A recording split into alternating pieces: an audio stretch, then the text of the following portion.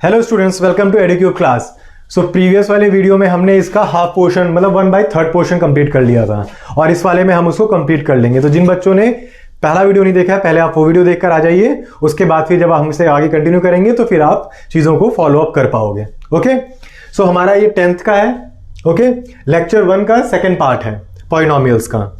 और इसमें हमने क्या क्या कवर कर लिया है, हमने प्रीवियस वाले चैप्टर में टाइप्स ऑफ पॉलिनोमियल्स के बारे में हमने कवर कर लिया था कि हमारा जो पॉलिनोमियल्स के जो टाइप्स होते हैं उसके बारे में हमने कवर कर लिया था। ये वाला पोर्शन हमारा डन है। वैल्यू ऑफ पॉलिनोमियल क्या होता है इसके बारे में हमने डिस्कशन कर लिया था।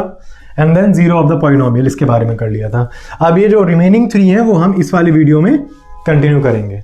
सो अगर आपने नहीं देखा है जल्दी पुराना वाला वीडियो देख कर आइए, उसके बाद फिर इस वाले वीडियो से कंप्लीट कर लीजिए अपना चैप्टर। ओके, सो हमने इसमें टाइप्स ऑफ पॉलिनोमियल के बारे में पढ़ लिया था, जिसमें हमने बताया था कि उसकी डिग्री पे डिपेंड करते हुए कि हमने किस तरीके से उनको नेमिंग दी गई है। डिग्री 1 है तो वो लीनियर होगा, डिग्री 2 है तो क्वाड्रेटिक पॉलिनोमियल कहलाएगा और डिग्री 3 है तो वो क्यूबिक पॉलिनोमियल कहलाएगा। ये एकदम क्लियर हो गया था आप सारे बच्चों को। उसके बाद फिर value of the polynomial. Okay, value of polynomial में हम जो वैल्यू डालेंगे एक्स की जगह रिप्लेस करेंगे। एक्स वाई जेड कोई भी आपका उसमें कहते हैं वेरिएबल हो सकता है, उस वेरिएबल पे हम जो भी वैल्यू रिप्लेस करेंगे जो हमें पॉलिनोमियल की फिर वैल्यू आएगी सॉल्व करने पे, उसको हम कहते हैं value of the polynomial. Okay, ये वाला पार्ट भी हमारा डन हो गया था। उसके बाद ये एक उसका एग्जाम्पल था। And than zero of a polynomial, इसके बारे में मैंने आपको बता दिया था। Zero of a polynomial basically क्या होता है, वो वैल्यू वेरिएबल की जिसको हम जब पॉलिनोमियल में डालते हैं, सो हमारा जो अलजेब्रिक एक्सप्रेशन है पूरा पॉलिनोमियल, वो क्या होता है, जीरो के बराबर हो जाता है। सो उसको उस वैल्यू को हम क्या कहते हैं, जीरो ऑफ द पॉलिनोमियल। ये भी मैंने क्लियर करा दिया था। अब उसके बाद हम जब आगे गए तो हमने एक ही वाला क्वेश्चन भी किया था और उसके बाद हम यहां पे आ गए थे, geometrical meaning of the zeros of a polynomial. ठीक है, तो मैंने आपको ब्रीफली थोड़ा बता दिया था कि जो हमारा डिग्री 1 की इक्वेशन लीनियर इक्वेशन होती है उसका ग्राफ कैसा होता है, स्ट्रेट लाइन होता है। हमारा डिग्री 2 पॉलिनोमियल जो होता है उसको हम क्वाड्रेटिक इक्वेशन बोलते हैं, क्वाड्रेटिक पॉलिनोमियल बोलते हैं, और उसका ग्राफ क्या होता है, पैराबोला होता है। और इसके बाद जो क्यूबिक वाला कर्व था वो भी मैंने आपको दिखा दिया था कि जो डिग्री 3 वाला जो हमारा क्यूबिक पॉलिनोमियल होता है उसका कर्व हमारे एक्स एक्सिस को 3 बार कट करता है। राइट, आई होप यहां तक सारे बच्चों को सब कुछ क्लियर था। अब हम आगे चलते हैं और जानते हैं कि अब आगे क्या दिया हुआ है। देखिए, the graph of y is equals to 2x plus 5 is a straight line passing through these points. Okay, so पहली बात आप ये एक्सप्रेशन देखिए क्या लिखा हुआ है यहाँ पे जो एक्सप्रेशन है वो है y is equals to your 2x plus 5, right, ये दिया हुआ है। सो इसकी डिग्री कितनी है, 1, तो बेसिकली हमारा लीनियर है और इसमें होल है पावर, सो मैं इसको इज इक्वल्स टू px कर सकता हूँ। राइट, ये हमारा पॉलिनोमियल इन x है।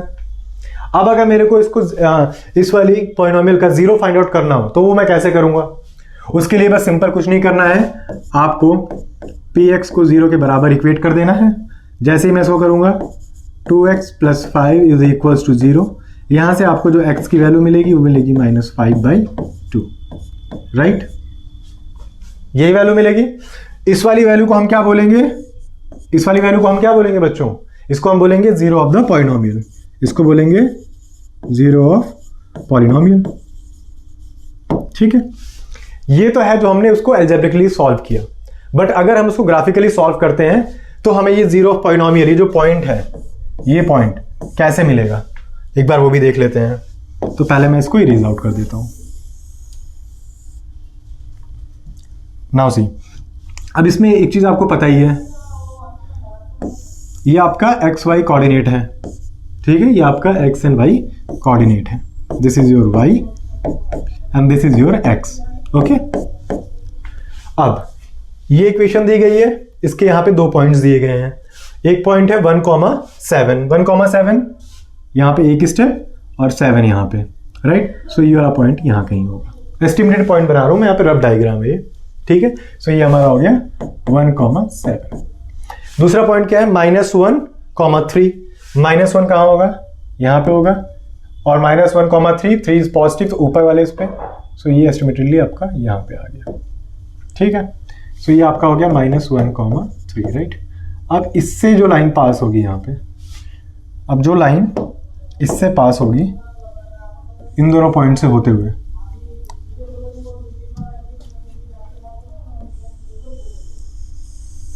वो कुछ ऐसे जाएगी। राइट, ये लाइन ऐसे गई, ये वाला पॉइंट क्या होगा, यहां पे आप देखिए ग्राफ में ये वाला पॉइंट कौन सा पॉइंट होगा। पहली बात, ये जो पॉइंट है ये किस पे है, ये आपका एक्स एक्सिस पे है। सो एक्स एक्सिस पे जो भी पॉइंट होता है उसका वाई कोऑर्डिनेट क्या होता है, 0। एकदम सिंपल सी बात है। सो यहां पे हमारा वाई क्या होगा, 0 होगा। ठीक है, हमारे पास ये एक्सप्रेशन दिया हुआ था। एक्सप्रेशन क्या था, y इज इक्वल्स टू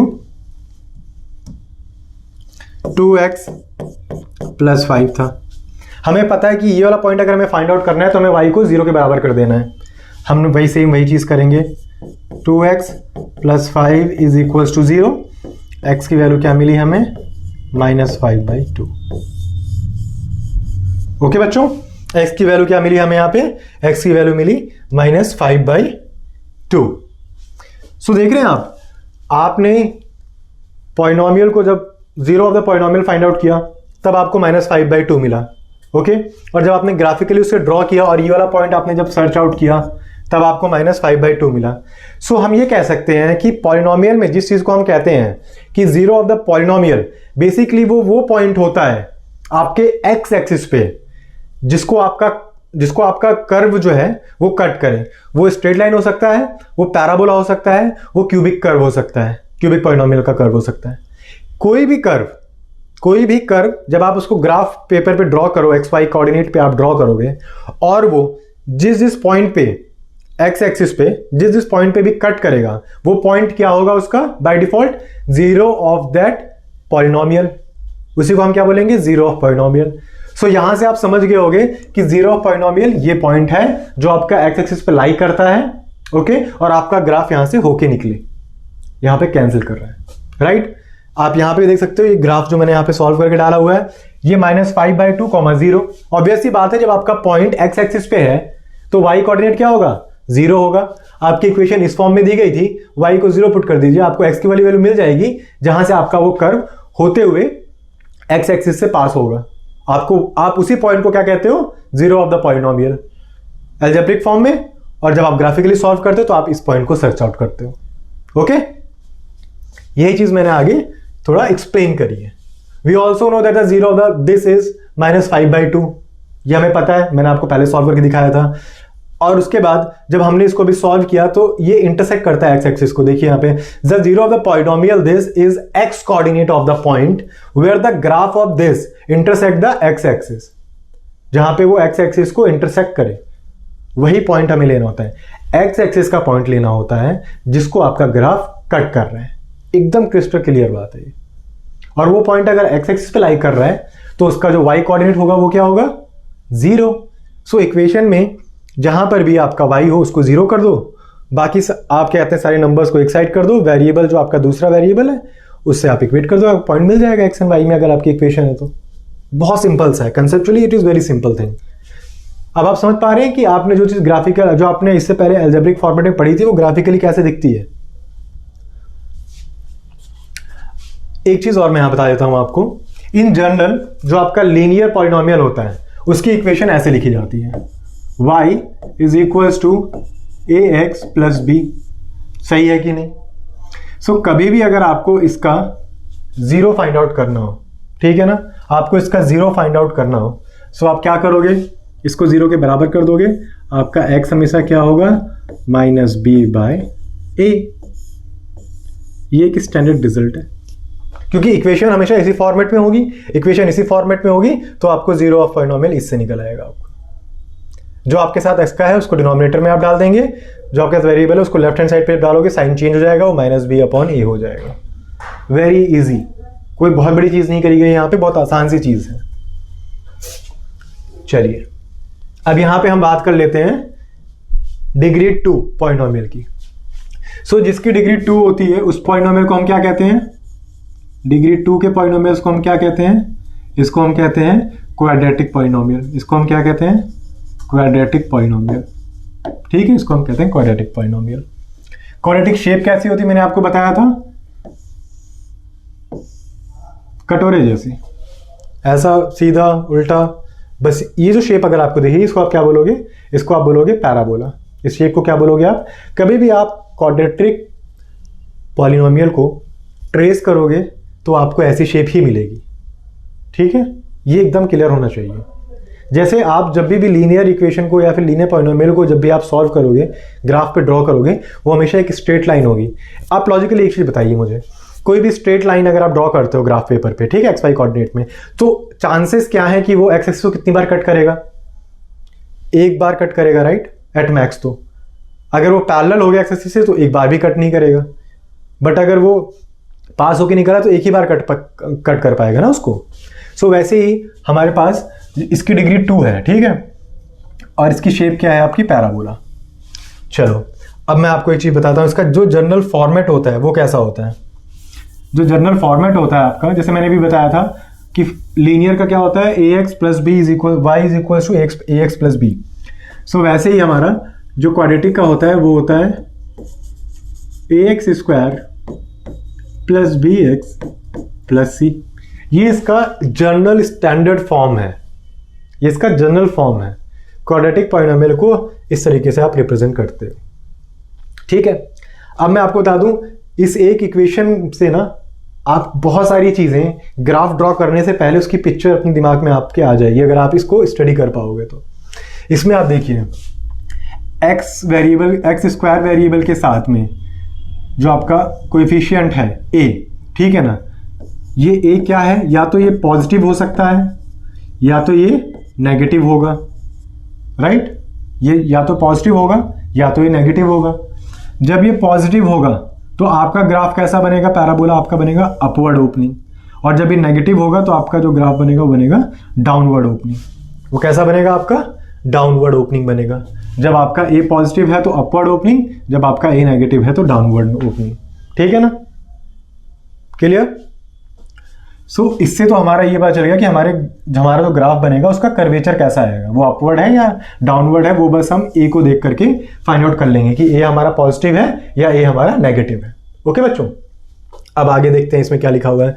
इसमें उसी चीज को यहाँ पे आपको एक्सप्लेन किया गया है और मैं इसको रीड आउट कर देता हूँ। देखिए यहाँ पे, the zero of a quadratic polynomial are precisely the x coordinate of the points where the parabola represent this intersect the x axis।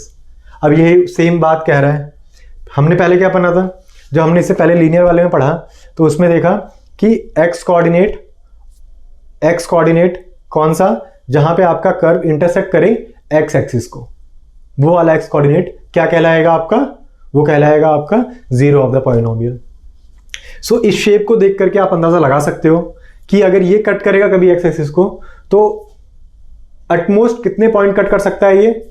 ये 2 पॉइंट कट कर सकता है। देखो ऐसे, ये आपका ग्राफ है, ठीक है बच्चों।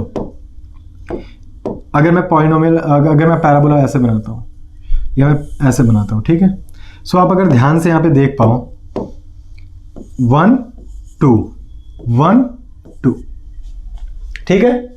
तो इससे आप क्या समझ पा रहे हो कि आपका जो क्वाड्रेटिक पॉलिनोमियल है इसके कितने जीरोज होंगे एट मैक्स? कितने जीरो हो सकते हैं मैक्सिमम पॉसिबल?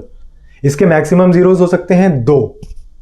और इस बात को आप ऐसे भी समझ सकते हो कि जिस भी पॉलिनोमियल की जितनी डिग्री होती है उसके उतने ही एट मैक्स जीरोज होते हैं। लीनियर की क्या डिग्री थी? 1 थी, तो लीनियर के कितने जीरो पॉसिबल थे? 1। क्वाड्रेटिक की डिग्री कितनी है हमारी? क्वाड्रेटिक की डिग्री है 2, तो इसके एटमोस्ट कितने हो सकते हैं जीरोस? इसके होंगे 2। वैसे ही जब हम क्यूबिक पे जाएंगे तो क्यूबिक की डिग्री कितनी होती है बच्चों? क्यूबिक पॉलिनोमियल की 3 होती है, राइट। सो अब आप बताओ, अगर उसकी डिग्री 3 है तो उसके जो मैक्सिमम आप कितने जीरोस निकाल सकते हो? 3 निकाल सकते हो। तो आप डिग्री देख के भी अंदाजा लगा सकते हो कि आपके कितने जीरोस पॉसिबल हैं अगर वो कट करता है तो। अगर वो कट करता है तो, अगर वो नहीं कट करेगा तो आपको 0। इसका मतलब क्या हुआ? 0 से मतलब ये नहीं हो कि उसको कोई सॉल्यूशन नहीं है, उसका सॉल्यूशन है बट वो रियल नंबर सॉल्यूशन नहीं है। वो रियल नंबर सॉल्यूशन आपका नहीं है। वो चीज हम आगे वाली क्लास में पढ़ेंगे और नेक्स्ट चैप्टर में आपको अच्छे से क्लियर हो जाएगा। आगे जो आएगा क्वाड्रेटिक इक्वेशन चैप्टर है, उसमें हम इसमें इस चीज को और डिटेल से पढ़ेंगे। अलग फॉर्मूला भी है उसमें, लेकिन इस चैप्टर के हिसाब से इतनी अंडरस्टैंडिंग आपके लिए मोर देन इनफ है।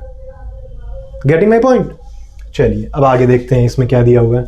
अब इसमें मैंने केसेस बनाए हैं ताकि आप सारे बच्चों को क्लियर हो जाए कि सर क्या बात कह रहे हैं। देखो, अगर आपका जो क्यूबिक पॉलिनोमियल है, आप सॉरी क्यूबिक नहीं, आपका क्वाड्रेटिक पॉलिनोमियल जो है बच्चों, आपका क्वाड्रेटिक पॉलिनोमियल अगर कट कर रहा है तो दो चांसेस हो सकते हैं, या तो वो अपवर्ड पैराबोला होगा जो कट कर रहा होगा, या वो डाउनवर्ड पैराबोला होगा। ये रहे उसके दो एग्जांपल। अगर वो अपवर्ड है या फिर डाउनवर्ड है तब भी आपको 2 पॉइंट मिल रहे हैं। एक पॉइंट आपका ये रहा P, दूसरा रहा P डैश। अगर वो आपका डाउनवर्ड अपवर्ड है तब भी P डैश और P, राइट। 2 पॉइंट मिले कि नहीं मिले अगर वो कट कर रहा है तो। ये एक हो गया, ये एक पॉसिबिलिटी है कि आपका ग्राफ जो बने वो ऐसा बने। इसके बाद दूसरी पॉसिबिलिटी क्या हो सकती है कि भाई वो केवल एक्स एक्सिस को टच करके निकल जाए। जैसे इसमें देखिए, इसमें डाउनवर्ड ओपनिंग है बट उसने यहां पे उसको टच किया है, ठीक है। ये आपका अपवर्ड ओपनिंग है पर उसने इस पॉइंट पे टच किया है। अब आप बोलोगे कि सर आपने तो कहा था कि इसके 2 रूट आते हैं, क्योंकि इसकी डिग्री क्या है, इसकी डिग्री है 2, तो इसके 2 जीरोज होंगे। हाँ बच्चों, इसके जीरोज 2 ही हैं बट वो नंबर सेम ही नंबर्स हैं। लाइक अगर आपने निकाला, आपको इक्वेशन सॉल्व करोगे तो उसमें जो आपकी x की वैल्यू मान लो 2 आई है और क्वाड्रेटिक है तो इट मीन्स वो 2,2 है। दोनों बार आपको सेम ही जीरो है, राइट। उसके जीरो सेम है, रिपीटिंग जीरोज हैं, इक्वल एंड रिपीटिंग, दो बार रिपीट हुआ है, राइट। समझ गए। तो ऐसे ही आपके पास 3,3 हो सकता है, 4,4, वो तो सॉल्व करने में पता चलेगा कि वो जीरो क्या आ रही है वैल्यू। और अगर वो टच करके जा रहा होगा तो आपको दोनों बार सॉल्व करने पे सेम वैल्यू ही मिलेगी। तो इससे आप क्या जान जाओगे कि जो आपका कर्व बनेगा ना वो आपके एक्स एक्सिस को केवल टच करके जाएगा, वो उसको इंटरसेक्ट नहीं करेगा, वो उसको केवल टच करके जाएगा। Okay, now this is clear. अब इसके बाद एक लास्ट केस जो बैक बेंचर्स बोलते होंगे, बैक बेंचर बोलते हैं ना सर मान लो अगर टच ही नहीं किया तो, ये वाला केस है जिसमें वो टच कर ही नहीं रहे।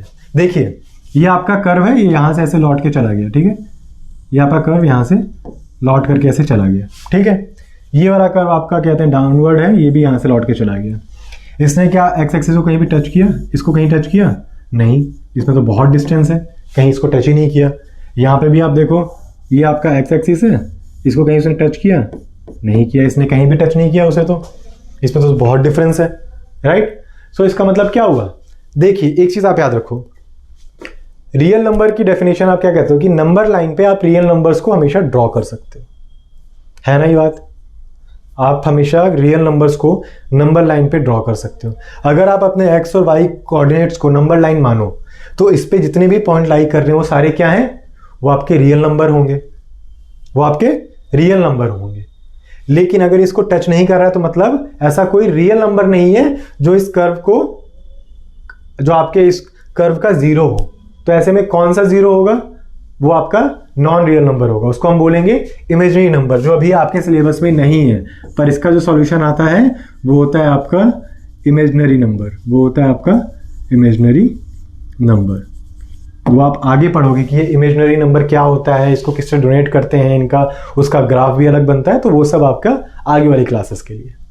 पर अगर ऐसा केस आपको आता है तो आप ये समझ जाइए कि इसका कोई रियल सॉल्यूशन नहीं है, क्योंकि इसने हकीकत में तो कभी इसको कट किया ही नहीं ना। और बाय डेफिनेशन जीरो क्या होता है, जीरो तो आपका एक्स एक्सिस पे वो एक्स कोऑर्डिनेट होता है ना, जहां पे आपका ग्राफ जो है वो उसको इंटरसेक्ट करे या टच करे। यहां तो ऐसा कुछ होता हुआ दिखाई नहीं दे रहा है, समझ गए। चलिए फिर आगे देखते हैं, सॉल्व करते हैं। यहां पे 3 क्वेश्चन लिए हैं मैंने, और वो तीनों एक एक कंडीशंस के ऊपर हैं। तो जैसे हमारे पास ये पहला है px, इसको हम सॉल्व करते हैं, x square minus 3x minus 4 है, राइट। अब हम इसको फैक्टराइजेशन मेथड से सॉल्व करेंगे, x square minus 4x plus x minus 4, right. x यहाँ पे बाहर आ जाएगा, x minus 4 plus x minus 4, right. x plus 1 x minus 4, ठीक है। अब आप जीरोस देख रहे हो तो जीरोस पे क्या होता है, कभी भी आप जीरोस देखते हो तो आप p को किसके बराबर कर देते हो, 0 के बराबर कर देते हो, है कि नहीं। तो जैसे आपने इसको 0 के बराबर किया तो एक x की वैल्यू आपको क्या मिलेगी, एक मिलेगी -1, और x की आपको दूसरी वैल्यू क्या मिलेगी बच्चों, वो मिलेगी 4, ठीक है। सो x -1 और x इज इक्वल टू 4, ये दो क्या है, they are the zeros of your quadratic polynomial. इसका मतलब क्या हुआ, देखिए यहाँ पे इसके साथ में जो है वो +1 हुआ ना, अगर कुछ नहीं है तो इट मीन जो आपका ग्राफ बनेगा वो अपवर्ड बनेगा, बिकॉज ये पॉजिटिव है और वो इन दो पॉइंट से होते हुए जाएगा -1 -4, ये आपका -1 +4, ये +4 है और ये -1 है, ये वाला पॉइंट। आपका ग्राफ कुछ ऐसा बनेगा। मैंने केवल इक्वेशन सॉल्व करके उसको ग्राफिकली इस तरीके से रिप्रेजेंट कर दिया and it is very much accurate. ठीक है, तो ये इस वाले क्वेश्चन से हमने ये इंटरप्रेट किया। चलो अब मैं एक बार इसको रिमूव करके नेक्स्ट क्वेश्चन सॉल्व करके आपको बताता हूँ कि नेक्स्ट क्वेश्चन में क्या होगा।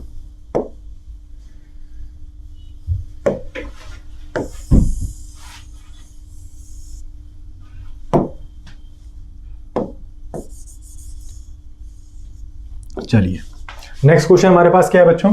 नेक्स्ट हमारे पास px is equals to x square -6x + 9, ये इक्वेशन दी गई है हमें। ठीक है, अब सेम वही x square -3x + 9 x x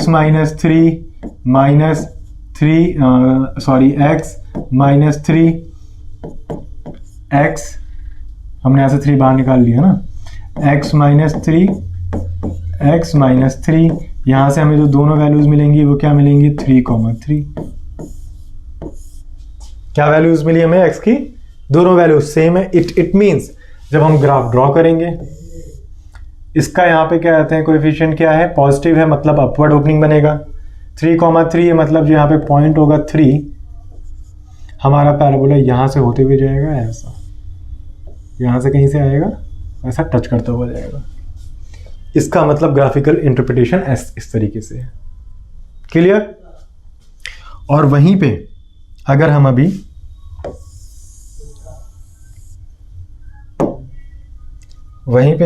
हम थर्ड इक्वेशन लेते हैं, अभी थर्ड प्रॉब्लम लेते हैं, जो हमारे पास क्या है? थर्ड प्रॉब्लम है हमारे पास px is equals to 2x square -4x + 5, right? ये दिया हुआ है। सो इसको आप फैक्टराइज नहीं कर पाओगे, ठीक है? और जब आप फैक्टराइज नहीं कर पाओगे तो आपको रियल रूट नहीं मिलेंगे। सो इसका मतलब क्या है? यहाँ पे देखो पॉजिटिव, तो इसका ग्राफ जो बनेगा, ठीक है ना, वो कैसा बनेगा? वो आपका हमेशा अपवर्ड रहेगा, पर वो कहीं भी हो सकता है, वो हमें नहीं पता है, ठीक है? और वो किस कोऑर्डिनेट में रहेगा, पर वो कभी भी एक्स एक्सिस को कट नहीं करेगा, ठीक है? आई होप इतना आप समझ गए होंगे कि ग्राफिकली उसका मीनिंग क्या होता है। तीनों एग्जांपल लेकर के मैंने आपको एक्सप्लेन करके दिखा दिया। अब आगे मूव करते हैं।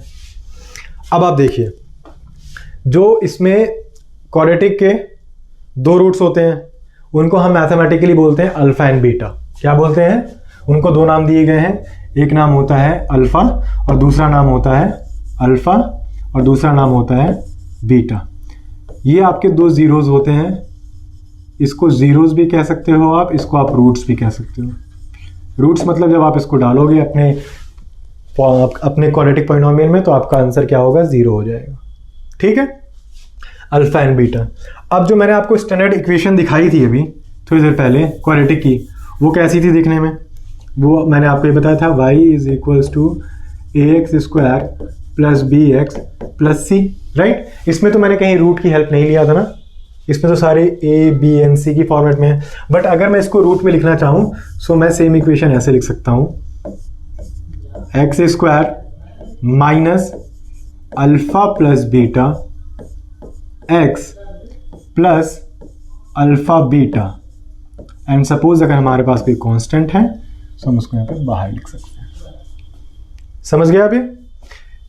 ये एक स्टैंडर्ड फॉर्म है और ये भी एक स्टैंडर्ड फॉर्म है, बट ये वाला जो स्टैंडर्ड फॉर्म है ये है आपका in terms of sum of the roots and product of the root. ये किसके फॉर्म में है? इन टर्म ऑफ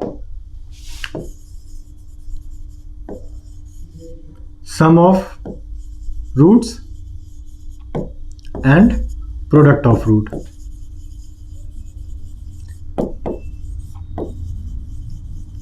अब देखो यहाँ पे हमने प्रोडक्ट यूज किया है, यहाँ पे हमने सम यूज किया है, इसीलिए हम इसको क्या बोलते हैं? In the form of sum and roots, ठीक है? Sum of the roots and the product of the roots.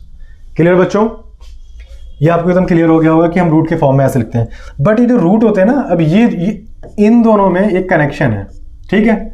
अगर आपको ये पता है तो आप इस फॉर्म में लिख सकते हो, अगर आपको ये पता है तो आप इस फॉर्म में लिख सकते हो। मैथ्स की ये तो बहुत खास बात है, एक चीज़ से अगर आपको पता हो और उसके बीच में लिंक पता हो तो आप उसको एक से दूसरे में कन्वर्ट कर सकते हो और दूसरे से पहले में। जैसे आप यूनिट कन्वर्जन करते हो, सेंटीमीटर को मीटर में भी कर सकते हो, मीटर को सेंटीमीटर में, बस आपको एक स्टैंडर्ड यूनिट पता होनी चाहिए, राइट? यूनिट कन्वर्जन क्या है उसका। सो वैसे ही इसके लिए मैं आपको बताता हूं कि ये आप किस तरीके से कर सकते हो। नाउ सी, ठीक है। अब आप देखिए यहाँ पे इसको स्टैंडर्ड जो फॉर्मूला है वो है आपका सम ऑफ द रूट्स। क्या होता है sum of the roots? Sum of the roots is equals to, ठीक है, sum of the root is your